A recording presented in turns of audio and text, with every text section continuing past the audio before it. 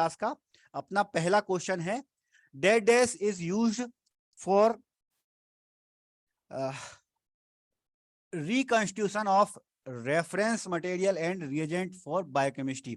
Biochemistry के लिए हम जो रेफरेंस मटेरियल होते हैं या जो रिएजेंट होते हैं उनको हम रिकंस्टिट्यूट किस में करेंगे, ये हमारा क्वेश्चन है। बड़ा अच्छा क्वेश्चन है भाई, अच्छे अच्छे क्वेश्चन मैंने निकाल के आए हैं।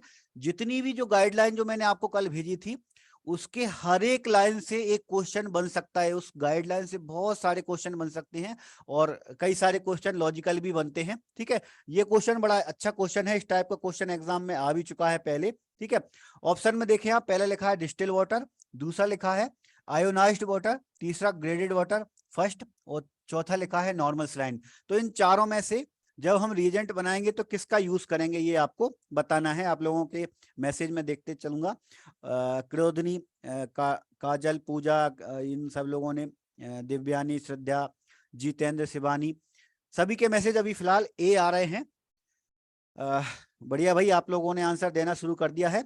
आज की क्लास में थोड़े कम स्टूडेंट हैं, लेकिन जितने भी स्टूडेंट हैं सभी लोगों को मैसेज करना है। अगर हम रिएजेंट बनाएंगे है ना, ये गाइडलाइन के हिसाब से आपको आंसर देना है। आप लेबोरेटरी में जो करते हो बहुत सारी चीजें ऐसी होती हैं जो प्रैक्टिकली हम करते हैं वो थोड़ी अलग होती हैं, गाइडलाइन जो कहती है वो अलग होती है। और जब हम एग्जाम की तैयारी करते हैं तो एग्जाम की तैयारी के टाइम पर हमें पूरा गाइडलाइन के बारे में नॉलेज होना चाहिए कि गाइडलाइन, एनएबीएल की गाइडलाइन क्या कहती है। ठीक है, चलो गुड इवनिंग संतोष, गुड इवनिंग का टाइम निकल गया है, अब आपको आंसर देना है। ठीक है, चलो बाकी आयुष पटेल, आयुष पाटीदार, दिव्यांश, देव, अतुल कुमार, बहुत सारे लोगों के मैसेज आ गए हैं। एक बार अपन आंसर देखेंगे, उसके बाद फिर अपन डिस्कस करेंगे, है ना। इस तरह के क्वेश्चन देखो कितने कंफ्यूज करते हैं, कि इतने कंफ्यूज करते हैं कि किसी का भी आंसर इसका सही नहीं है। एनएवीएल की गाइडलाइन मतलब आप लोगों ने पढ़ी नहीं है, कल की गाइडलाइन आपको पढ़ना थी। एनएवीएल की गाइडलाइन, जब भी हम रिएजेंट या रेफरेंस मटेरियल, रेफरेंस मटेरियल का मतलब क्या होता है भाई, रेफरेंस मटेरियल का मतलब होता है कंट्रोल, जो हमारे कंट्रोल होते हैं, है ना। कंट्रोल जो हम लगाते हैं टेस्ट से पहले, इन कंट्रोल को हम रेफरेंस मटेरियल मानते हैं। तो कंट्रोल को या रिएजेंट को जब भी हम कंस्टिट्यूट करेंगे तो उसके लिए ग्रेडेड वाटर का यूज करेंगे, और ग्रेडेड वाटर जो होगा वो फर्स्ट कैटेगरी का होगा, है ना। ग्रेडेड वाटर भी फिर 3 अलग अलग कैटेगरी के होते हैं, उसमें फर्स्ट वाला कैटेगरी जो है वो हमारी रिएजेंट और कंट्रोल वगैरह को डिसॉल्व करने के लिए हम यूज करते हैं, है ना। देखो कितने कंफ्यूज हो रहे हैं आप ऐसे क्वेश्चन में, मतलब आपको प्रैक्टिस की बहुत ज्यादा जरूरत है। और ये वाला जो बैच है वो आपकी प्रैक्टिस के लिए है। अपन ज्यादा से ज्यादा एमसीक्यू लेकर आने वाले हैं इस बैच में, ज्यादा से ज्यादा आप लोगों की प्रैक्टिस करने वाले हैं। ठीक है, चलो अभी नेक्स्ट क्वेश्चन पर आता हूं मैं, और जल्दी जल्दी आप लोगों को आंसर देना है। ठीक है, कपिल ने लिखा सर बहुत सारे पेज थे सभी टॉपिक के, इसलिए रह गए हैं। कोई बात नहीं कपिल, आज की क्लास के बाद में अब 2 दिन अपना ऑफ रहेगा क्लास का। मंडे के दिन अपनी क्लास रहेगी, तो मंडे तक आप पूरी गाइडलाइन पढ़ लेना, क्योंकि अभी हमारा ये टॉपिक खत्म नहीं हुआ, अभी तो शुरुआत हुई है हमारे ये टॉपिक की। बहुत बड़ा टॉपिक होता है टोटल क्वालिटी मैनेजमेंट। ठीक है, तो अभी सिर्फ शुरुआत है और बहुत अच्छा टॉपिक है, इससे क्वेश्चन बहुत बनने लगे हैं। अब कोई भी एग्जाम लो आप, और खासतौर पर सेंट्रल लेवल के एग्जाम जैसे एम्स हो गया, पीजीआई हो गई, इनसे तो क्वेश्चन बहुत बनते हैं इस टॉपिक से। ठीक है, दूसरा क्वेश्चन है हमारा, क्या क्वेश्चन है भाई दूसरा नंबर का, dates of QC shall be included at least once on a day of performing the test in laboratory. Laboratory में जब हम टेस्ट लगाएंगे तो क्यूसी के कितने लेवल लगाएंगे, ये आपसे क्वेश्चन पूछा गया। क्यूसी मतलब क्वालिटी कंट्रोल, क्वालिटी कंट्रोल के कितने लेवल हमको एक लेबोरेटरी के अंदर लगाना होता है, ये आपको बताना है। ऑप्शन देखें, ऑप्शन में पहला लिखा है 1 लेवल लगाएंगे, दूसरा लिखा है 2 लेवल लगाएंगे, तीसरा लिखा है 3 लेवल, या फिर 4 लेवल। इन चारों में से कितने लेवल के कंट्रोल हम लगाते हैं, ये आप लोगों को आंसर देना है। जितेंद्र ने लिखा है 2 मतलब बी, किसी का सी है, किसी का सी वाले बहुत आ रहे हैं भाई, कपिल के, कीर्ति के, दिव्यानी के, सौरभ के, 3-4 लोगों के सी आ गए हैं, बाकी 1-2 लोगों के बी आंसर है। करते हैं ना हमको इस तरह के क्वेश्चन कंफ्यूज बहुत ज्यादा, क्योंकि प्रैक्टिकली अपन ज्यादातर नहीं करते हैं। प्रैक्टिकली आप देखो छोटी मोटी जो लैब होती हैं जिनमें आप लोगों ने मान लो प्रैक्टिस की भी है, आपको प्रैक्टिकल किया भी है अगर छोटी लैबों में, तो छोटी लैबों में ज्यादातर कंट्रोल लगते ही नहीं है ना। क्यूसी लेवल की बात कर रहे हैं तो क्यूसी लेवल कहाँ पर यूज हो गए, जहां पर अपने फुल्ली ऑटोमेटेड एनालाइजर है। फुल्ली ऑटोमेटेड एनालाइजर में अपन क्वालिटी कंट्रोल का यूज करेंगे, तो उसमें हम कितने कंट्रोल लगाते हैं, ये हमारा क्वेश्चन है। बहुत अच्छा क्वेश्चन है ना। गाइडलाइन में आप पढ़ोगे तो इस तरह के जितने भी क्वेश्चन बनते हैं सबके आंसर आपके निकल के आएंगे। संतोष का 3 आंसर है। 2 तरह के आंसर आप लोगों के आए हैं, या तो 2 या 3, बी या सी करके आप लोगों ने आंसर अभी तक दिए हैं। स्टूडेंट देखो धीरे धीरे बढ़ते जा रहे हैं, अभी 43 हो चुके हैं। सभी को ही आंसर देना और जल्दी आंसर देना, जितने जल्दी क्विकली आप आंसर दोगे क्लास में उतना जल्दी मजा आएगा और ज्यादा मजा आएगा। ठीक है, चलो तो अभी तक बी और सी आप लोगों के आंसर आए हैं, तो एक बार अपन आंसर चेक कर लें भाई। सी वाले जो थे वो थोड़े से कंफ्यूज हो रहे थे। कंफ्यूज किस में हो रहे थे, कंफ्यूज हो रहे थे कि कंट्रोल जो होते हैं वो 3 लेवल है। उनका मानना है भाई एक लो कंट्रोल होता है ना, दूसरा मीडियम होता है और तीसरा हाई होता है। ये होते जरूर हैं, लेकिन लेबोरेटरी में हम मीडियम का कंट्रोल कभी भी यूज नहीं करते हैं। लेबोरेटरी में जब भी हम ये फुल्ली ऑटो एनालाइजर होते हैं तो हम 2 लेवल का यूज करते हैं। एक L1 कहलाता है, दूसरा L2 कहलाता है।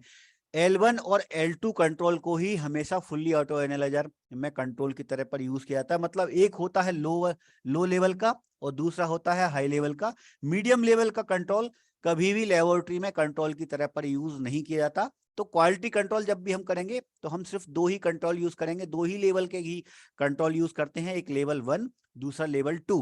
लेवल 1 जो होता है वो लो वाला होता है और लेवल 2 जो होता है वो हाई वाला होता है। ठीक है, दोनों में अगर अच्छी रीडिंग आ रही है, अच्छे कंट्रोल आ रहे हैं, और कंट्रोल कैसे देखते हैं उस पे भी अपनी एक बहुत अच्छी क्लास वेस्ट गार्ड रूल पे चलने वाली है और बहुत इंपॉर्टेंट टॉपिक है ना। उसको अपन सेपरेटली अलग से डिस्कस एक दिन की क्लास में करेंगे।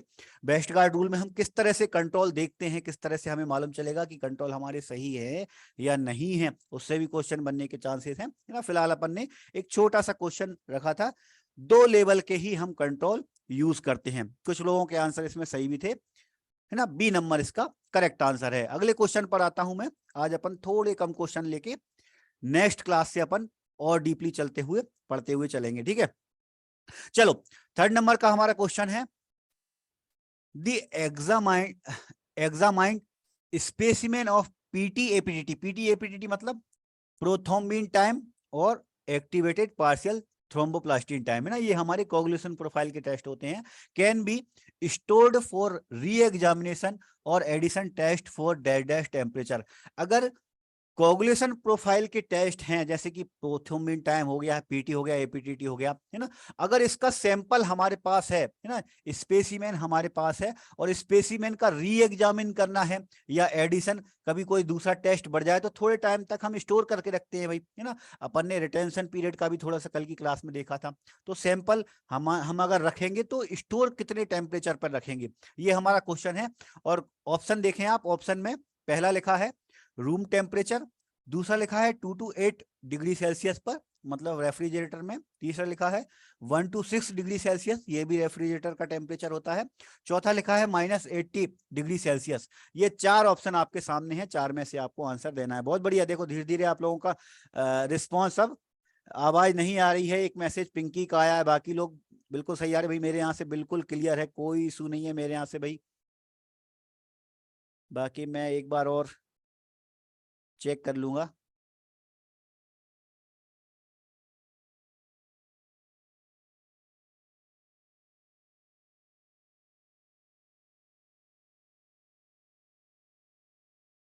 चलो देखो मेरे यहाँ से बिल्कुल क्लियर है आवाज, ठीक है। बाकी लोगों को दिक्कत आए तो बता देना कि रूम सॉरी आवाज में कोई इशू हो रहा तो। बाकी देखो अब लोगों के मैसेज आने शुरू हो गए हैं। तो ए आंसर बहुत लोगों का है रूम टेम्परेचर का वाला, बी आंसर भी है एक दो लोगों का। आवाज अब ज्यादा आने लगी, अच्छा थोड़ा स्लो करूं ऐसा, आ गई, अब आ गई, ठीक है। ठीक है चलो, मैंने थोड़ा सा और सेटिंग कर दी थी, चलो बढ़िया, ज्यादातर लोगों ने आंसर में पहला दिया है, कुछ लोगों के आंसर बी नंबर है 2 to 8 डिग्री सेल्सियस के, है ना। चलो तो अब ज्यादा आने लगी, बहुत ज्यादा आने लगी हो तो ये भी बता देना, ठीक है। चलो तो एक बार अपन इसका आंसर देखते हैं भाई, क्या होगा अगर हम कोगुलेशन प्रोफाइल के सैंपल हमारे पास हैं तो उसे हम कितने कहां पर स्टोर करके रखते हैं। पहला आंसर बिल्कुल सही आंसर है, रूम टेम्परेचर पर, है ना। क्यों रखते हैं भाई रूम टेम्परेचर पर? कोगुलेशन प्रोफाइल के सैंपल के अलावा बाकी के जो सैंपल होते हैं, जैसे हेमेटोलॉजी के सीबीसी के सैंपल हो गए, हमारे ईडीटी के सैंपल हो गए, है ना, या फिर अपने प्लेन सैंपल हो गए क्लॉट एक्टिवेटर वाले, उनको अगर हम स्टोर करेंगे तो 2 to 8 डिग्री सेल्सियस पर करेंगे, फ्रिज के अंदर अपन स्टोर करते हैं। लेकिन जब अपन कोगुलेशन प्रोफाइल की बात करते हैं तो कोगुलेशन प्रोफाइल के सैंपल कभी भी रेफ्रिजरेटर में स्टोर नहीं किए जाते। ऐसा क्यों? क्योंकि अगर हम उनको रेफ्रिजरेट कर देंगे, उनको अगर हम थोड़े ठंडे टेम्परेचर पर रख देते हैं तो लो टेम्परेचर पर जो हमारे कोगुलेशन के जो फैक्टर होते हैं वो डिस्ट्रॉय हो जाते हैं और हमारी रीडिंग में वो बहुत ज्यादा इन्वॉल्व कर सकते हैं, रीडिंग हमारी गलत आ सकती है। तो कभी भी हम ये वाले जो सैंपल हमारे होते हैं कोगुलेशन प्रोफाइल के, सोडियम साइट्रेट के जो हमारे पास सैंपल आते हैं, उन्हें हम कभी भी रेफ्रिजरेटर नहीं करते। -80 तो फिर बहुत ही ज्यादा टेम्परेचर लो हो जाता है, तो ये तो बिल्कुल ही पॉसिबल नहीं है। लेकिन जब हम इसे रेफ्रिजरेटर के अंदर भी नहीं रखेंगे, सिर्फ रूम टेम्परेचर पर ही स्टोर करके रखते हैं, ठीक है भाई।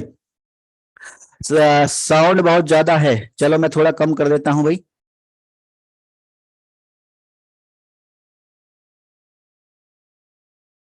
चलो ठीक है, मैंने अब थोड़ा और कम कर दिया है साउंड को। चलो आगे बढ़ते हैं, अगले क्वेश्चन पर आते हैं अपन। नेक्स्ट क्वेश्चन है हमारा, what is meaning of lyophilized sample in clinical laboratory. Lyophilized sample, इसका मतलब क्या है? क्लिनिकल लेबोरेटरी में अगर किसी सैंपल पर लिखा है लायोफाइलाइज्ड सैंपल, तो इसका मतलब क्या होता है, ये भी आपको बिल्कुल गाइडलाइन में, एनएबीएल की आप गाइडलाइन पढ़ोगे तो ये आपको वर्ड मिल जाएगा। ऑप्शन में देखें आप, ऑप्शन में क्या लिखा है भाई? पहला लिखा है सैंपल विथ हाई लिपिड, ऐसा सैंपल जिसमें लिपिड कंटेंट ज्यादा हो, है ना। दूसरा लिखा है रेफ्रिजरेटेड सैंपल, ऐसा सैंपल जो रेफ्रिजरेट हुआ, उससे फिर निकाला हो हमने। तीसरा नंबर सैंपल इन फ्रोजन स्टेट, ऐसा सैंपल जो पहले फ्रीज हुआ था उसको फिर हमने निकाला तो फ्रोजन स्टेट का सैंपल था। या फिर चौथे नंबर का सैंपल इन ड्राई स्टेट, ऐसा सैंपल जो ड्राई स्टेट में है। ये चार ऑप्शन आपके पास है, बड़ा अच्छा क्वेश्चन है ना। आप गाइडलाइन में इस तरह के पॉइंट सारे के सारे आपको मिल जाएंगे, ठीक है। चलो आप लोगों के मैं आंसर देखना शुरू करता हूँ। और जीतन ने लिखा है लिपिड, पहला वाला आंसर। ए नंबर के आंसर आप लोग दे रहे हैं, संतोष शैलेंद्र का भी आंसर है। पिंकी ने लिखा सर मुझे समझ नहीं आ रहा है, आवाज का ज्वाइन ऑडियो में क्लिक कर रही हूं तब भी यहाँ प्रॉब्लम आ रही है आवाज की।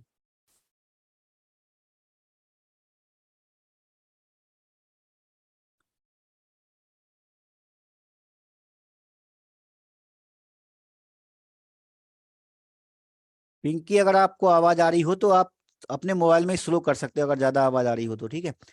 मैं आप लोगों के मैसेज देखना शुरू कर रहा हूँ। शिव सागर का सी है, अनुराग का ए है, कीर्ति का ए है, दिव्यानी का बी, मयंक का चौथा, लक्ष्मण का ए है। चलो अलग अलग आंसर आप लोगों के आ रहे हैं, किसी का ए, किसी का सी, किसी का डी। तीन अलग अलग तरह से आप लोगों के आंसर आ रहे हैं, है ना। मतलब देखो इस तरह के क्वेश्चन कितने कंफ्यूज करते हैं हमको, है ना। छोटे छोटे वर्ड हमको इतने कंफ्यूज करते हैं एग्जाम में। जब इस तरह के क्वेश्चन आते हैं तो लगता है कि पढ़ा ही हुआ नहीं है, तो हमारे सिलेबस से ही नहीं है। सिलेबस कई बार तो स्टूडेंट बोलते हैं कि सर ये तो सिलेबस से बाहर के क्वेश्चन थे, तो ऐसा नहीं है भाई। देखते हैं एक बार अपन आंसर देखते हैं, उसको बाद फिर अपन इसको समझेंगे। लायोफाइलाइज्ड सैंपल का मतलब होता है ऐसा सैंपल जो ड्राई स्टेट में हो। क्या होते हैं भाई लायो फाइलाइज्ड सैंपल? ये अपन समझते हैं, इस वर्ड का मतलब समझते हैं। आप लोगों ने देखा होगा कि जो भी आप कंट्रोल लगाते हैं या कैलिब्रेटर लगाते हैं, तो कंट्रोल कैलिब्रेटर जो हमारे पास आते हैं वो पाउडर फॉर्म में होते हैं।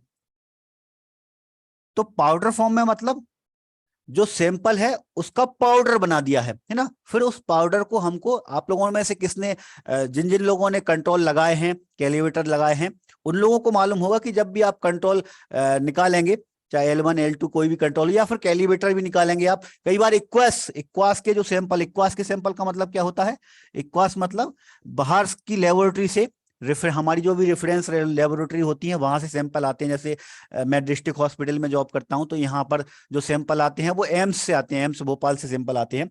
तो वहां से जो सैंपल आते हैं वो पाउडर फॉर्म में होते हैं।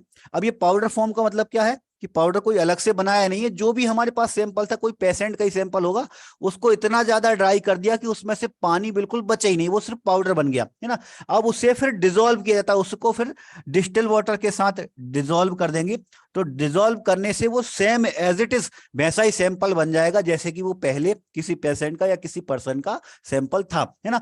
तो वो सैंपल को पाउडर फॉर्म में जब हम बनाते हैं, तो इस तरह के जो सैंपल होते हैं वो लायोफाइलाइज्ड सैंपल कहलाते हैं। और ज्यादातर ये लायोफाइलाइज्ड सैंपल जो होते हैं वो कंट्रोल और कैलिब्रेटर के रूप में हम यूज करते हैं। ज्यादातर आप अगर किसी लेबोरेटरी में कंट्रोल लगाते हैं, कैलिब्रेटर लगाते हैं, तो आप लोग जरूर देखेंगे कि सीसी में या जो हमारे पास बाइल होगी उसमें बिल्कुल पाउडर होगा।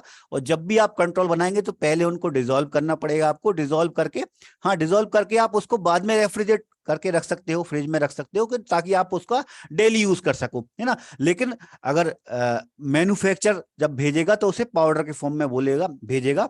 तो ये पाउडर फॉर्म में जो सैंपल होते हैं इन्हीं को ही अपन लायोफाइलाइज्ड सैंपल कहते हैं। ठीक है भाई।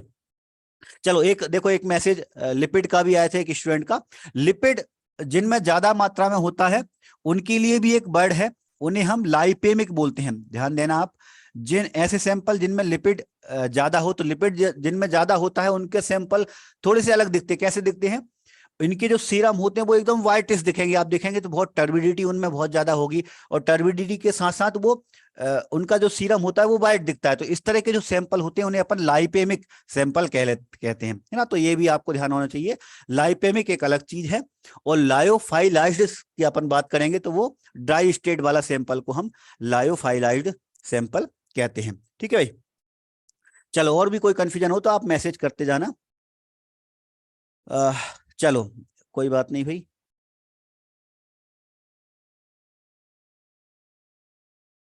कपिल ने लिखा, सर जिसमें डिसॉल्व करते हैं दूसरे रिएजेंट में क्या होता है?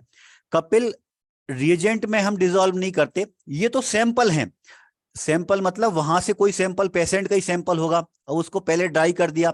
अब उसको जब हम पानी में घोलेंगे तो पानी में घोलने से वो सीरम एज इट इज बिल्कुल सीरम की तरह बन जाएगा। तो किसी रिएजेंट में नहीं घोलते। जैसे मान लो शुगर, अपन को इक्वास का सैंपल शुगर का आया, तो उसको जब हम पानी में डिसॉल्व करेंगे तो वो सीरम बन गया हमारी तरह, एक सीरम बन गया। तो फिर हम उससे टेस्ट लगाएंगे, है ना।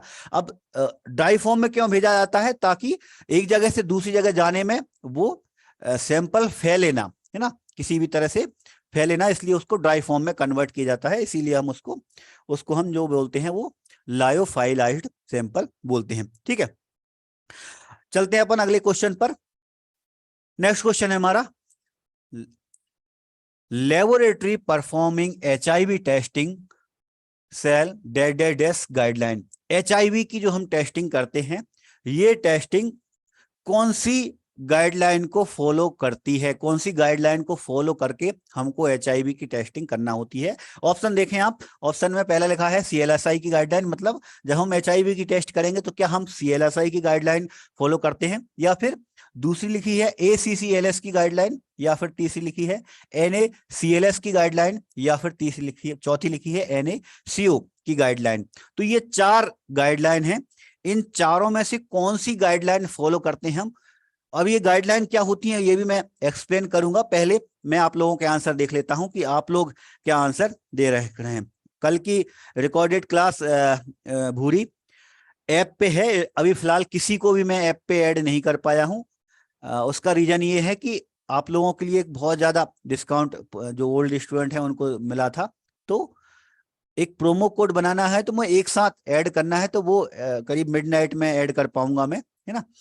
तो फिलहाल आप एक दिन का और वेट कर लो, तो आज नाइट में या कल नाइट में मैं आप लोगों को ऐड कर लूंगा। मंडे से जो क्लास होंगी वो आपकी ऐप पर ही चलेंगी। ठीक है, चलो मैं आप लोगों के मैसेज देख रहा हूँ, ज्यादातर स्टूडेंट जो है वो डी ही आंसर दे रहे हैं। कुछ लोगों ने नाम भी लिखा है NACO। बढ़िया, चलो तो बहुत सारे लोगों के मैसेज आ गए हैं और आंसर आ गए हैं, और बिल्कुल सही आंसर आप लोग दे रहे हैं NaCO, इसको अपन नाको बोलते हैं, है ना, बोलने के याद रखने के लिए अपन इसको नाको भी बोलते हैं। नाको का फुल फॉर्म भी एक दो स्टूडेंट ने लिख दिया, बहुत बढ़िया भाई। इसी तरह से ही पढ़ना है आप लोगों को, हर एक चीज को कवर करते हुए चलना है ना। नाको का जो फुल फॉर्म होता है वो होता है नेशनल एड्स कंट्रोल ऑर्गेनाइजेशन, है ना। ये जो होता है ये नाको का फुल फॉर्म होता है, नेशनल एड्स कंट्रोल ऑर्गेनाइजेशन। और नाको ने HIV टेस्टिंग की पूरी एक गाइडलाइन बना रखी है। उस गाइडलाइन में कुछ कुछ मेन पॉइंट मैं बता देता हूं। गाइडलाइन में एक बहुत बड़ा पॉइंट है कि कभी भी हम किसी का भी HIV टेस्ट कर रहे हैं तो HIV टेस्ट करने से पहले हम उसकी काउंसलिंग हमें करना पड़ेगी। पहले उससे पूछना पड़ेगा कि भाई कोई इस तरह से चांसेस तो नहीं है ना। और टेस्ट अगर रिपोर्ट पॉजिटिव आती है तब भी हमें उसकी काउंसलिंग करना है ना। और बगैर काउंसलिंग के हम उसकी रिपोर्ट नहीं देते। इसके अलावा गाइडलाइन में ये भी है कि हमको ये जो रिपोर्ट है वो किसी और पर्सन से, यहाँ तक कि स्टाफ तक को भी शेयर नहीं करना है। मतलब हमारे जो दूसरे स्टाफ हैं उनको तक शेयर नहीं करना। जो आपके पास रिपोर्ट है आप डायरेक्ट, काउंसलर जो होता है वो अपने पेशेंट से काउंसलिंग के थ्रू रिपोर्ट बताता है। साथ साथ में जब इसकी टेस्टिंग की जाती है तो टेस्टिंग करने के लिए 3 अलग अलग मेथड के थ्रू टेस्ट करना होता है। मतलब अगर हम टेस्ट लगा रहे हैं और किसी एक टेस्ट से अगर कार्ड के थ्रू लगा रहे हैं मान लो, तो कार्ड में अगर किसी का HIV पॉजिटिव आ गया तो ये पॉजिटिव तब तक नहीं माना जाएगा जब तक उसको 3 अलग अलग मेथड से HIV के टेस्ट ना करें। 3 अलग अलग, मान लो कार्ड भी हम लगा रहे हैं तो कार्ड 3 अलग अलग टाइप की कंपनी के कार्ड होना चाहिए। एक ट्राइडोट, एक बहुत अच्छी कंपनी आती है, एक हमारे जो रूटीन तो चलते ही हैं। तो 3 अलग अलग मेथड से हम HIV लिखाएंगे और तीनों ही मेथड से जब HIV पॉजिटिव आएगा तभी हम उसकी रिपोर्ट पॉजिटिव मानते हैं। ठीक है, ये नाको गाइडलाइन के मैंने कुछ पॉइंट बताए हैं। इसके अलावा भी नाको की गाइडलाइन में बहुत सारे रूल्स हैं। ये मैंने मेन रूल्स आपको बताए हैं। बस आपको याद क्या रखना है कि भाई नाको की गाइडलाइन अपन को फॉलो करना होता है जब भी अपन HIV टेस्ट करेंगे, है ना। चलो बढ़िया। सर किसने लिखा है फुल फॉर्म, मुझे नहीं दिख रहा है। तो काजल, अच्छा, कुछ स्टूडेंट ऐसे हैं जो डायरेक्ट मैसेज भी कर रहे हैं। तो जो लोग डायरेक्ट मैसेज कर रहे हैं वो डायरेक्ट अपने ऑप्शन में जाकर डायरेक्ट की जगह पर एवरीवन कर दें। डायरेक्ट में क्या होता है वो मैसेज सिर्फ मेरे पास ही आते हैं, बाकी स्टूडेंट को नहीं दिखते। ठीक है, चलो आगे बढ़ते हैं भाई अगले क्वेश्चन पर। नेक्स्ट क्वेश्चन है हमारा, फुल फॉर्म ऑफ NVBDCP। ये एक वर्ड है शॉर्ट फॉर्म में, और इस शॉर्ट फॉर्म का फुल फॉर्म क्या है ये आपको बताना है। 4 ऑप्शन आपको दिख रहे हैं, है ना। मैं एक बार पढ़ भी देता हूं चारों ही ऑप्शन को। पहला लिखा है national vector borne disease control program. दूसरा लिखा है national virus borne disease control program. तीसरा लिखा है national virus borne disease control process. और चौथा लिखा है national vector borne disease control process, है ना।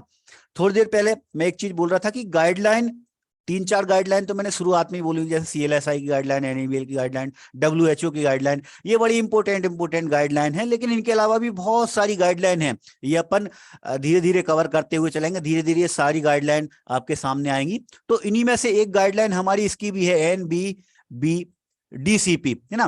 तो ये किसकी गाइडलाइन है ये आपको बताना है। फिलहाल फुल फॉर्म बताना है आपको, और फुल फॉर्म से ही आपको समझ में भी आ जाएगा कि किसकी गाइडलाइन है। चलो, तो कपिल का बी है इसमें, अनुराग का बी है, मयंक का ए है, काजल का ए है, कीर्ति का ए है, सूरभ का ए है, जितेंद्र का बी, अतुल का ए, आसिफ का ए, लक्ष्मण का ए, मलय का ए, कुमार का ए, संतोष का ए। इस क्वेश्चन में भी आप 2 पार्ट में डिवाइड हो गए हैं, आधे लोग ए आधे लोग बी बोल रहे हैं। एक चीज तो आपको समझ में आ रही भाई, कहीं ना कहीं प्रोसेस वर्ड नहीं होगा, है ना, है ये प्रोग्राम ही। अब ये प्रोग्राम वेक्टर बॉर्न का है कि वायरस बॉर्न का है, इसमें थोड़ी सी कंफ्यूजन आप लोगों को हो रही है। बहुत सारे स्टूडेंट बी और बहुत सारे स्टूडेंट ए आंसर दे रहे हैं। चलो तो आंसर चेक कर लें भाई इसका, फिर अपन डिस्कस करेंगे। आंसर, पहला आंसर जो है वो इसका करेक्ट आंसर है vector borne disease control program, NVBDCP। इसका जो फुल फॉर्म होता है वो होता है नेशनल वेक्टर बोर्न। इसका मतलब क्या है, इसको भी अपन समझते हैं। वेक्टर मतलब जैसे मच्छर वगैरह हैं जो हमारे वेक्टर होते हैं, अपन ने पैरासाइट पढ़े हैं, है ना। तो ऐसी डिसीज जो वेक्टर के थ्रू ट्रांसमिट होती है, जैसे अपना मलेरिया हो गया है, डेंगू हो गया है, चिकनगुनिया हो गया है, ये जो है वो हमारे सारे वेक्टर बॉर्न डिसीज हैं। तो वेक्टर बॉर्न डिसीज को कंट्रोल करने का जो प्रोग्राम है उसे ही अपन एनवीवी, यहाँ पर एक कुछ स्टूडेंट वायरस से कंफ्यूज हो रहे हैं। वायरस के लिए कोई अलग से प्रोग्राम नहीं है, है ना। वेक्टर बॉर्न मतलब डेंगू, चिकनगुनिया, मलेरिया, ये जो है जो वेक्टर के थ्रू ट्रांसमिट होते हैं उसको कंट्रोल करने का जो प्रोग्राम है उसी को ही हम एनवीवी डीसीपी बोलते हैं। इस तरह के फुल फॉर्म आपको याद होना चाहिए ना। इसकी भी प्रोग्राम में बहुत सारी गाइडलाइन है। बाहक, बहुत बढ़िया, काजल ने बाहक लिखा हिंदी में। चलो अगले क्वेश्चन पर आता हूं मैं, और नेक्स्ट क्वेश्चन है हमारा, which sample can not be rejected according to NABL guideline. NABL की गाइडलाइन के अनुसार इनमें से कौन सा सैंपल हम रिजेक्ट नहीं कर सकते। ऑप्शन में देखें, है ना, एनएबीएल गाइडलाइन में से इनमें से कौन सा सैंपल को हम रिजेक्ट नहीं कर सकते। हेमेटोलॉजी, बायोकेमिस्ट्री, स्पूटम और बायोप्सी, ये चार ऑप्शन आपके सामने हैं।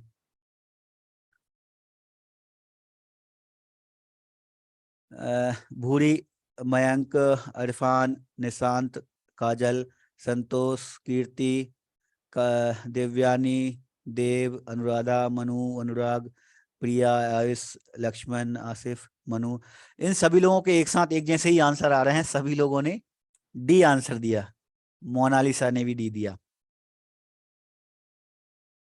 आंसर दिख गया, अच्छा आंसर दिख गया इसलिए सभी लोग सही आंसर दे रहे हैं। चलो कोई बात नहीं भाई, लॉजिकल क्वेश्चन था ये, जो क्वेश्चन था वो एकदम लॉजिकल क्वेश्चन था। लॉजिकल कैसे भाई, है ना। मान लो एनएबीएल की गाइडलाइन आपने नहीं भी पढ़ी, गाइडलाइन में तो लिखा है कि बायोप्सी को हम कभी रिजेक्ट नहीं कर सकते भाई, है ना। लेकिन आप थोड़ा सा लॉजिक लगाते। लॉजिक कैसे लगाते भाई, लॉजिक मान लो हेमेटोलॉजी का हमारे पास सैंपल आया, लेकिन वो सैंपल हेमेटोलॉजी का ईडीटीए का सैंपल आया और ईडीटीए में क्लॉट है, तो आपको रिजेक्ट करना ही करना पड़ेगा, है ना। बायोकेमिस्ट्री का कोई सैंपल हमारे पास आया लेकिन वो हीमोलाइट है, मतलब आपको रिजेक्ट करना पड़ेगा। स्पूटम का सैंपल, कई बार स्पूटम पेशेंट देते हैं तो स्पूटम ना देकर वो वैसे ही लार वगैरह ही दे देते हैं, है ना। तो स्पूटम के सैंपल भी हम रिजेक्ट कर सकते हैं। पेशेंट से हम बोल सकते हैं भाई अंदर का डीप सैंपल, डीप थ्रोट का आप स्पूटम लेकर आप, है ना। तो ये जो तीनों सैंपल हैं इन्हें हम रिजेक्ट कर सकते हैं। बायोप्सी के सैंपल को हम रिजेक्ट नहीं कर सकते। अगर मान लो कभी अपन को ऐसा लग भी रहा है कि बायोप्सी कैंसर वाली नहीं है, गठान वाली नहीं है, तो भी बायोप्सी का सैंपल क्यों रिजेक्ट नहीं कर सकते, क्योंकि बायोप्सी का सैंपल बार बार नहीं लिया जा सकता। एक बार ऑपरेशन थिएटर में जो बायोप्सी निकली है, चाहे वो जैसी भी निकली हो, पुअर भी निकली हो, थोड़ी भी छोटी भी निकली हो, तो भी हमें एक्सेप्ट करना है, बड़ी है तो भी एक्सेप्ट करना है। हम बायोप्सी के सैंपल को रिजेक्ट नहीं कर सकते, क्योंकि इस सैंपल को बार बार नहीं लिया जा सकता। इनमें से हेमेटोलॉजी, बायोकेमिस्ट्री, स्पूटम, ये सैंपल बार बार हम ले सकते हैं, ठीक है, और तीनों को ही रिजेक्ट कर भी सकते हैं। लेकिन बायोप्सी, एनएबीएल की गाइडलाइन ये बोलती है कि बायोप्सी का सैंपल जैसा भी आया हो, चाहे वो इतना सा ही क्यों ना हो, अगर वो इतना सा भी है तो भी हमें रिजेक्ट नहीं करना है। चाहे वो किसी भी तरह का सैंपल है, हम बायोप्सी के सैंपल को रिजेक्ट नहीं कर सकते, ठीक है। हाँ बहुत बढ़िया, सिलेबरी सैंपल जो होता है वो रिजेक्शन क्राइटेरिया के अंदर आता है। हाँ बहुत बढ़िया। हाँ रिजेक्ट करेंगे तो वो दूसरा सैंपल हम कैसे लिख ले, बहुत बढ़िया, है ना। चलो लॉजिकल क्वेश्चन था एक तरह से, है ना। भले ही आप लोगों ने आंसर देख लिया था कुछ लोगों ने, लेकिन जिन लोगों ने नहीं भी देखा हो तो भी लॉजिक लगाकर आप उसका आंसर दे सकते थे। नेक्स्ट क्वेश्चन पर मैं आता हूं। चलो नेक्स्ट क्वेश्चन पर आ गए हैं। Proficiency testing of a laboratory done with. Proficiency testing अगर हमें लेबोरेटरी की करना है तो ये हम किस के थ्रू करेंगे। इक्वास के थ्रू, एनएबीएल के थ्रू, आईएसओ के थ्रू, या फिर सीएलएसआई के थ्रू। ये चारों अलग अलग तरह के गाइडलाइन होती हैं इनमें, है ना। इक्वास, एनएबीएल, आईएसओ, सीएलएसआई, इनमें से कौन सी गाइडलाइन के थ्रू हमें प्रोफिशिएंसी टेस्टिंग करनी होती है लेबोरेटरी के अंदर, जो भी प्रोफिशिएंसी। तो प्रोफिशिएंसी टेस्टिंग होती क्या है वो मैं डिस्कस करूंगा, पहले मैं आप लोगों के आंसर देखता हूं।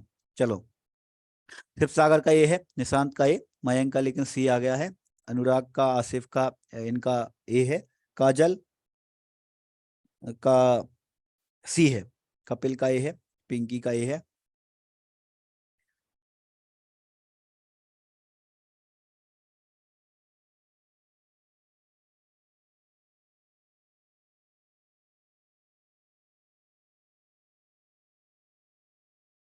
चलो आधे आधे लोग बढ़ गए भाई, इसमें भी सी और ए करके आप लोगों के आंसर आ रहे हैं, कुछ लोग सी कुछ लोग ए करके आंसर दे रहे हैं, कोई बात नहीं। आंसर चेक कर लेते हैं अपन, फिर डिस्कस करेंगे। करेक्ट आंसर जो इसका है वो पहला आंसर इसका करेक्ट है ना। अब अपन इसको समझते हैं। कुछ लोगों ने सी करके भी आंसर दिया कि ISO। ये बाकी के जो है NABL, ISO और CLSI, ये एक ऑर्गेनाइजेशन है, और ऑर्गेनाइजेशन के थ्रू ये या तो एक्रेडिटेशन देती हैं या फिर सर्टिफिकेशन देती है। जैसे NABL जो होती है वो एक्रेडिटेशन देती है, बाकी ISO और CLSI जो होती हैं वो सर्टिफिकेशन देती हैं। तो ये जो होती है वो सर्टिफाइड करती है, लेबोरेटरी को एक्रेडिट करती हैं, लेकिन प्रोफिशिएंसी टेस्टिंग नहीं करती। प्रोफिशिएंसी टेस्टिंग कौन करता है? इक्वास के थ्रू, है ना। जैसे अपन कल की ही क्लास में बात कर रहे थे कि अभी डिस्ट्रिक्ट हॉस्पिटल CSC PSC पर एनक्वास की टीम आ रही है। तो ये एनक्वास की टीम क्यों आ रही है? ये एनक्वास की जो टीम आ रही है वो इक्वास के ही अंदर आती है वो भी, है ना। तो ये जो टीम आ रही है वो इसीलिए आ रही है कि लेबोरेटरी में प्रोफिशिएंसी टेस्टिंग अच्छी है या नहीं, मतलब वहां पर क्वालिटी में काम हो रहा है कि नहीं हो रहा है ना। तो वो बीच बीच में प्रोफिशिएंसी टेस्टिंग, ये हमारे क्वालिटी एश्योरेंस में कल की क्लास में पढ़ा था। तो क्वालिटी एश्योरेंस के अंदर इक्वास जो होता है वो प्रोफिशिएंसी टेस्टिंग के लिए यूज किया जाता है बीच बीच में, है ना। एक्सटर्नल क्वालिटी एश्योरेंस सिस्टम के अंदर, बहुत बढ़िया, है ना।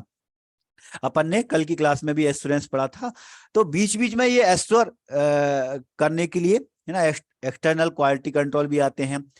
तो इनके थ्रू प्रोफिशिएंसी टेस्टिंग आप लोगों की चेक की जाती है लेबोरेटरी में, सही से काम क्वालिटी वाइज हो रहा है या नहीं हो रहा है। बाकी की जो गाइडलाइन है इन्होंने स्टैंडर्ड बना के रखे हैं, उनके स्टैंडर्ड फॉलो आपको करना होता है ना।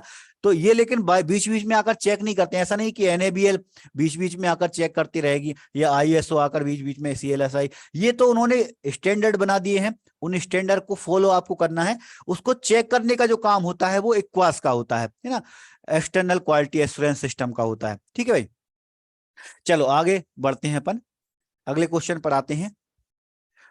आज की क्लास के जितने भी क्वेश्चन मैंने लिए हैं सारे के सारे मैंने गाइडलाइन से ही निकाले हैं। जो गाइडलाइन मैंने आपको कल भेजी थी उनको आप अगर डीपली पढ़ोगे तो इन सारे ही क्वेश्चनों के आंसर आप लोगों को उसमें मिल जाएंगे। ठीक है, नेक्स्ट क्वेश्चन पर आता हूं मैं। As per CLSI guideline, the cytotechnologist shall have the workload of not more than the slide per 8 hours per day, है ना। गाइडलाइन NABL की गाइडलाइन है ये भी, सॉरी CLSI की गाइडलाइन है। CLSI की गाइडलाइन में कोई साइटो टेक्नोलॉजिस्ट है, साइटोटेक्नोलॉजिस्ट मतलब जो हिस्टोसाइटो की स्लाइड बनाता है। तो साइटो की स्लाइड बनाने वाला जो टेक्नीशियन होता है, तो 8 घंटे की ड्यूटी में ज्यादा से ज्यादा कितनी स्लाइड बना सकता है, वो उससे ज्यादा का वर्कलोड उसके पास नहीं होना चाहिए। ये गाइडलाइन है ना। गाइडलाइन के थ्रू उन्होंने बोला भाई इससे ज्यादा स्लाइड एक टेक्नीशियन 8 घंटे में नहीं बनाएगा, है ना, चाहे कुछ हो। क्यों भाई, ऐसा क्यों?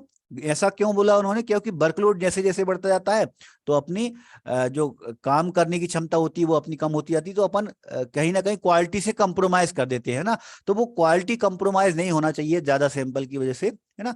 तो कितने सैंपल, उसकी लिमिट क्या है, वो गाइडलाइन की लिमिट क्या है वो आपको मालूम होना चाहिए। तो गाइडलाइन में देखो आप 100, 500, 800 या 1000 स्लाइड, तो कितनी स्लाइड एक टेक्नीशियन को 8 घंटे की ड्यूटी में ज्यादा से ज्यादा आप दे सकते हो, उससे ज्यादा आप नहीं दे सकते हो। ये हमें बताना है, आप लोगों को बताना है। ठीक है, चलो बहुत सारे लोगों के आंसर आ गए हैं। पहला करके निशांत, आयुष, काजल, शिवसागर, दिव्यानी, राखी, आसिफ, संतोष, दिनेश, कपिल, अनुराधा, भूरी, लक्ष्मण, स्वरूप, रवि, मोनालिसा, आयुषी, राठौर, सबके बिल्कुल एक जैसे ही आंसर आ रहे हैं और बिल्कुल सही आंसर आ रहे हैं आप लोगों के। CLSI की गाइडलाइन कहती है कि 100 स्लाइड से ज्यादा हम किसी भी टेक्नीशियन से ये 8 घंटे के अंदर नहीं बनवा सकते, है ना। ये गाइडलाइन में अगर इससे ज्यादा बनाएंगे तो उसकी क्वालिटी जो है पूरी तरह से खराब हो जाएगी। तो मैक्सिमम ज्यादा से ज्यादा है ना 100 भी हालांकि बेस्ट बहुत ज्यादा है, 100 स्लाइड बनाना कोई छोटी मोटी बात नहीं है साइटोलॉजी की, ठीक है, और बना के स्टैंड करना।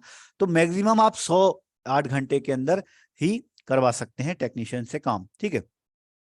चलो आगे बढ़ते हैं, अपन नेक्स्ट क्वेश्चन पर आते हैं।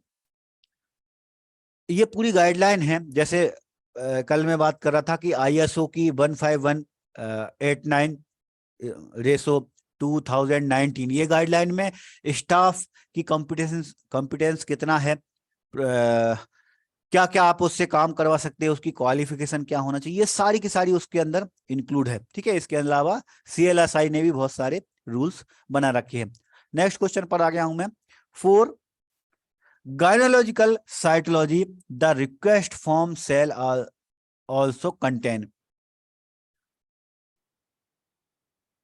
यहां पर एक छोटी सी मिस्टेक है, एक्सेप्ट शब्द आएगा, है ना, छोटी सी टाइपिंग मिस्टेक हो गई थी। एक्सेप्ट मतलब 4 ऑप्शन है, इन चारों में से फॉर्म के अंदर गायनोलॉजी के जो सैंपल आते हैं साइटोलॉजी के, तो उनका जब रिक्वेजिशन फॉर्म आएगी तो उस रिक्वेजिशन फॉर्म में इनमें से कौन सी चीज है जो ना हो तो भी चल जाएगा, है ना।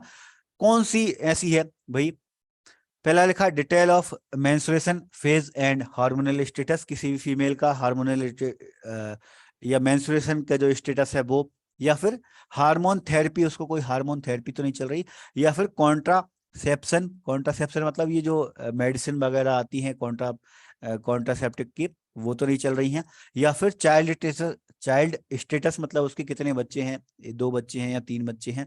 तो इनमें से कौन सी चीजें उसके फॉर्म के अंदर ना भी हो तो चल जाएगा, है ना, बाकी की चीजें हैं जो होना चाहिए, है ना। ये गाइडलाइन के थ्रू कहते हैं कि भाई गायनोलॉजी की जो साइटोलॉजी की अगर सैंपल आता है, पेप स्मेयर के लिए अगर सैंपल आएगा तो फॉर्म के अंदर ये चीजें होना चाहिए। देखता हूं आप लोगों का आंसर।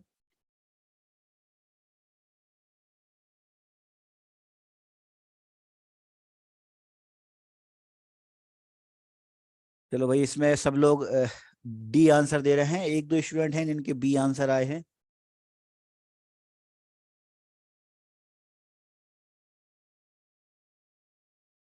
चलो, एक दो स्टूडेंट ने बी आंसर दिया है, बाकी ज्यादातर लोगों के डी आंसर हैं, और डी आंसर जो है वो एकदम करेक्ट आंसर है। बच्चों के स्टेटस से कोई मतलब नहीं है भाई, है ना। कोई भी अगर फीमेल है, अगर उसको कोई हार्मोनल प्रॉब्लम हो रही है, डिसीज उसको हो रही है ना, गायनोलॉजिकल और उसको प्रॉब्लम हो रही है, तो वो उसमें बच्चों का स्टेटस से चाहे एक बच्चे हो चाहे 2 बच्चे हो, उससे कोई प्रॉब्लम नहीं है। हाँ, बाकी की चीजें जैसे हार्मोनल थेरेपी तो नहीं चल रही है, उसको मेंस्ट्रुएशन साइकिल उसका कितनी चलती है, या उसने मेडिसिन वगैरह कॉन्ट्रासेप्शन वगैरह तो नहीं लिया था, ये चीजें फॉर्म के अंदर मेंशन होना चाहिए, है ना। तो डी वाला जो है इसका एकदम करेक्ट आंसर है, ठीक। ये भी आपको गाइडलाइन में इस तरह की चीजें मिल जाएंगी, और इस तरह के बहुत सारे क्वेश्चन बन सकते हैं गाइडलाइन से, आपको पढ़ना ही पड़ेगा डीपली, ठीक है। चलो नेक्स्ट क्वेश्चन पर आ गया हूं मैं। हाँ, चाइल्ड स्टेटस लिख सकते हैं, लेकिन एकदम जरूरी नहीं है चाइल्ड स्टेटस का, ठीक है। नेक्स्ट क्वेश्चन पर आ गया हूं। CSF sample should be processed within dead days of lumbar puncture as NABL की गाइडलाइन। एनएबीएल की गाइडलाइन के हिसाब से सीएसएफ का सैंपल एक बार किसी का लंबर पंक्चर किया तो अगर सैंपल निकाला है तो कितने टाइम पीरियड के अंदर अंदर उसको प्रोसेस कर लेना चाहिए, सीएसएफ के सैंपल को हम कितने टाइम में प्रोसेस कर लेना चाहिए, ये आप लोगों से पूछा गया है क्वेश्चन में।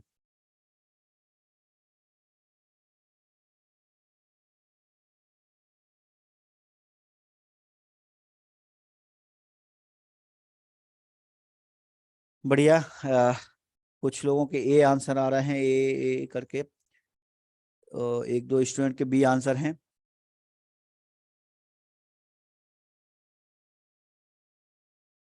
ज्यादातर लोगों ने ए आंसर दिया है, कुछ लोगों के बी आंसर हैं। देखो, इस तरह के जो क्वेश्चन होते हैं, अपन को एक चीज तो बिल्कुल समझ में आती, दिमाग में चलता है भाई सीएसएफ का सैंपल है, इंपोर्टेंट सैंपल है, जल्दी प्रोसेस अपन को करना है। अब इतना तो पता है कि जल्दी प्रोसेस करना है, लेकिन एग्जाम में कभी क्वेश्चन आया तो एग्जाम में एक एग्जैक्ट वैल्यू अपन को मालूम होना चाहिए, और ये एग्जैक्ट वैल्यू आपको कब मालूम होगी, जब वो गाइडलाइन आप पढ़ोगे, है ना। और मैंने कल की क्लास में आपसे बोला कि एक टेक्नीशियन में अगर परफेक्ट टेक्नीशियन आप बनोगे, आपको परफेक्शन अगर आपको लाना है, तो आपको इस तरह के सारी चीजें, प्रैक्टिकल पार्ट पूरा गाइडलाइन वगैरह पूरा पूरा पूरा का पूरा पढ़ना पड़ेगा, है ना। चलो तो एक बार इसका आंसर देख लेते हैं, फिर डिस्कस करेंगे। बी, बी जो है इसका एकदम करेक्ट आंसर है। एनएवीएल की गाइडलाइन कहती है कि सीएसएफ का सैंपल अगर लेबोरेटरी में आया है तो 1 घंटे के अंदर, 1 घंटे में आप उसको प्रोसेस करना ही पड़ेगा, उसको आप ज्यादा डिले नहीं कर सकते, है ना।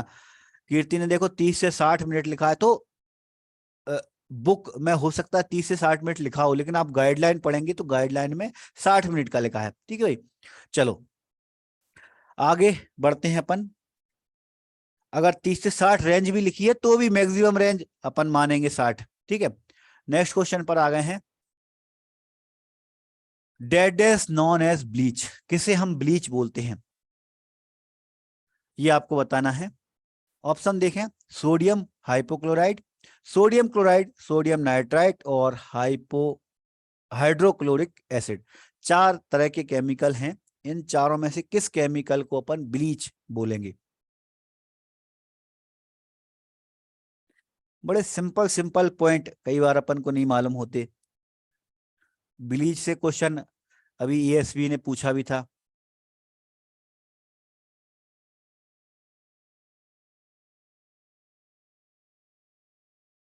चलो ए आंसर कुछ लोगों के हैं, कुछ लोगों के डी भी हैं, इसमें आंसर बहुत सारे लोग ए दे रहे हैं।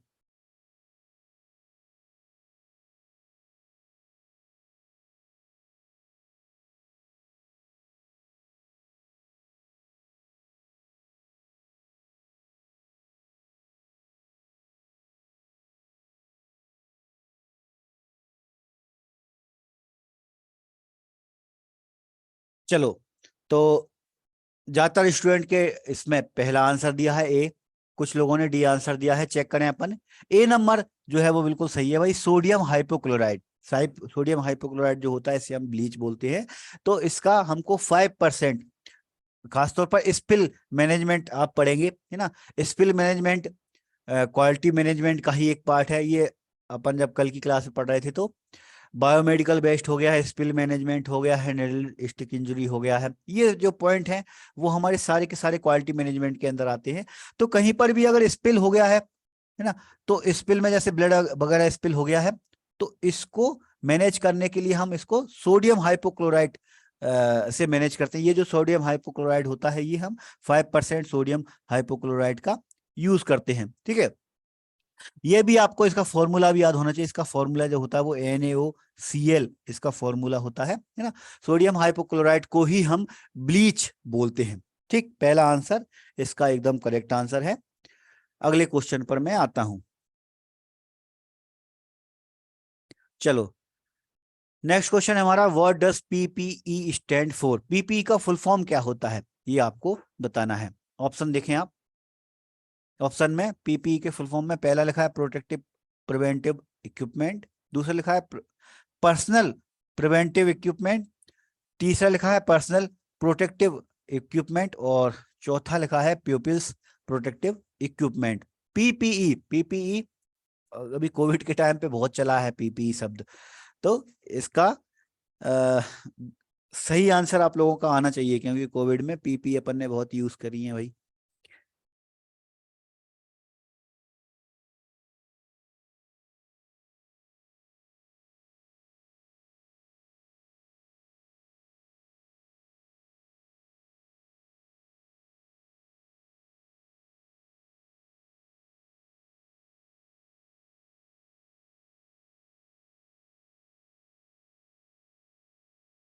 बहुत सारे स्टूडेंट सी नंबर आंसर दे रहे हैं, कुछ लोगों ने ए नंबर आंसर दिया है। एक बार अपन इसका आंसर देख लेते हैं और फिर अपन डिस्कस करेंगे। सी नंबर इसका बिल्कुल करेक्ट आंसर है, पर्सनल प्रोटेक्टिव इक्विपमेंट। पीपी होती क्या है, पीपी जो हम ग्लव्स पहनते हैं, जो हम मास्क पहनते हैं, जो हम पीपी की किट पहनते हैं, पूरी की पूरी। अभी कोविड के टाइम पे पीपी किट शब्द चला था, तो पीपी किट का मतलब क्या था, पूरा ग्लव्स मास्क वगैरह ये सब अपन शू कवर ये सब जो पहनते हैं इनको अपन पीपी की किट बोलते हैं, है ना। तो ये पीपी किट का मतलब होता है पर्सनल प्रोटेक्टिव इक्विपमेंट, वो सारी चीजें जिसमें पर्सनल की प्रोटेक्शन हो, है ना। तो ये इसका फुल फॉर्म होता है। सी नंबर इसका करेक्ट आंसर। देखो कुछ स्टूडेंट ने पहला आंसर भी दिया था। कई बार ये बिल्कुल सिंपल सिंपल से क्वेश्चन हमको एग्जाम में कंफ्यूज कर जाते हैं, इनका आपको नॉलेज होना चाहिए, ठीक है। चलो आगे बढ़ते हैं अपन। नेक्स्ट क्वेश्चन है, all these item are included in blood spill. Blood spill management मैंने अभी थोड़ी देर पहले बोला, ये भी क्वालिटी मैनेजमेंट के ही पार्ट होते हैं कि स्पिल मैनेजमेंट हो रहा है, कहीं पे ब्लड फैल गया है, कहीं पे केमिकल फैल गया है, और इससे क्वेश्चन बने भी हैं। आप प्रीवियस पेपर को उठा के देखेंगे तो इनसे क्वेश्चन बनते हैं, तो इनको जरूर आपको मालूम होना चाहिए। ब्लड स्पिल हुआ है तो किट के अंदर कौन सी चीज इनमें से एक्सेप्ट लिखा है, नहीं होती। ये चार में से कौन सी चीज नहीं होती स्पिल, ब्लड स्पिल की किट में? पहला लिखा है रबर के ग्लव्स, दूसरे लिखा है डिसइंफेक्टेंट, तीसरा लिखा है बैंडेड, चौथा लिखा है एब्जॉर्बेंट मटेरियल। इन चारों में से कौन सी चीज नहीं होगी?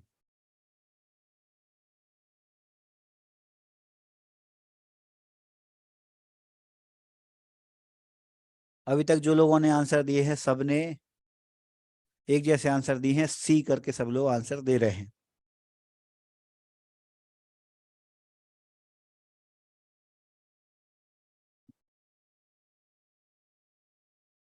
सबके बिल्कुल एक जैसे आंसर आ रहा है, सी आंसर सबके आ रहे हैं।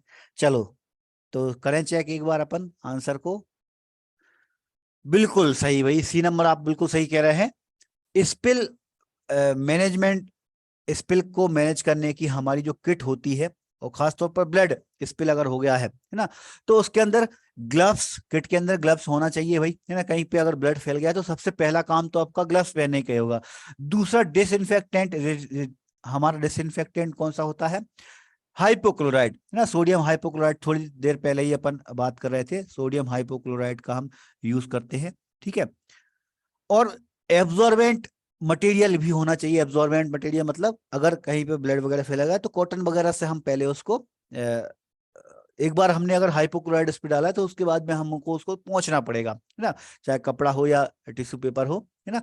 तो एब्जॉर्बेंट मटेरियल भी होना चाहिए। बैंडेड का उसमें कहीं से कहीं तक कोई रोल नहीं है, क्योंकि स्पिल हुआ है, वो चोट नहीं हुई है, चोट नहीं लगी कहीं पे, है ना। तो इसमें बैंडेड का कोई रोल नहीं है। ये लॉजिकल, एक तरह से मैं इसको लॉजिकल ही क्वेश्चन मानूंगा, वही लॉजिकल आप लगा सकते हो कि ब्लड स्पिल हो रहा है तो इसमें बैंडेड का कहीं कोई काम नहीं है। देखो लेकिन इसमें भी कुछ स्टूडेंट कंफ्यूज हो गए, कुछ लोगों ने बी करके लिख लिया डिसइंफेक्टेंट। डिसइंफेक्टेंट भाई हमारा हाइपोक्लोराइड जो होता है वो डिसइंफेक्टेंट होता है, क्योंकि कई बार देखो वर्ड से ही हम थोड़ा कंफ्यूज हो जाते हैं, लेकिन आप अगर ध्यान लगाओगे, ध्यान से अगर आप क्वेश्चन को पढ़ोगे तो आपके आंसर निकलेंगे। डिसइंफेक्टेंट का यूज होगा, ब्लड अगर फैल गया है तो हमको हाइपोक्लोराइड डालना पड़ेगा, और हाइपोक्लोराइड क्या होता है? एक तरह का डिसइंफेक्टेंट होता है। बैंडेड का कहीं पे कहीं तक रोल नहीं है, इसलिए सी नंबर जो होगा वो इसका करेक्ट आंसर हो जाएगा, ठीक भाई।